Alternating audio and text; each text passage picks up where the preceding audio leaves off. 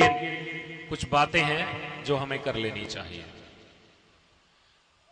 तुलसीदास जी ने रामचरितमानस में 6 शास्त्र सब ग्रंथन को रस, इतिहास पुराण वेद बहुत कुछ इसमें दिया है। इतिहास से आप क्या सीखते हैं? यदि आपने इतिहास से कुछ नहीं सीखा तो आप इतिहास बन जाएंगे।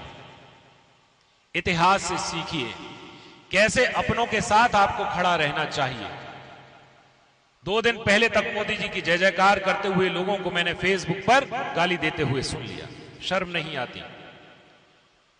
इंटरनेशनल भी कोई बात होती है, बहुत सारी बातें होती हैं। हम जिस चीज के स्पेशलिस्ट हैं उसके बारे में हमें पूरी जानकारी नहीं, हम दूसरे की जानकारी में अपनी जानकारी मिलाना चाहते हैं।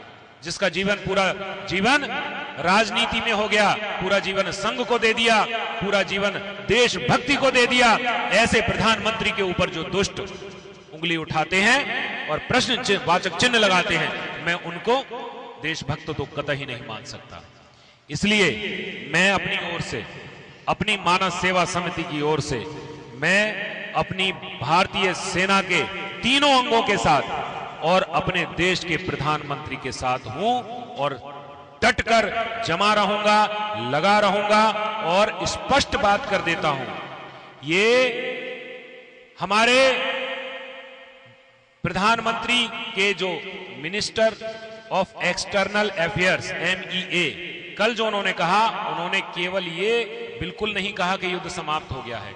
उन्होंने कहा कि दोनों देशों के जो बात करने के योग्य जो 2 लोग हैं उनमें यह बात हुई है कि अभी हम गोलियां नहीं चलाएंगे।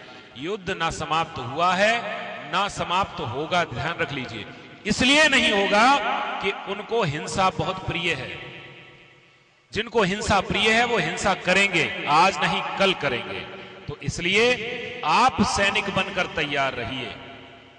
आपका जो कर्तव्य है अपने नेता के साथ, अपने शीर्ष नेतृत्व के साथ अपने को दिखाइए और दुश्मन को बताइए कि मोदी जी जो भी निर्णय लेंगे हमारा पूरा भारतवर्ष उसके साथ है। जो नहीं है वो कहीं ना कहीं देश को कमजोर कर रहा है। कोई भी निर्णय अकेले नहीं लिया जाता।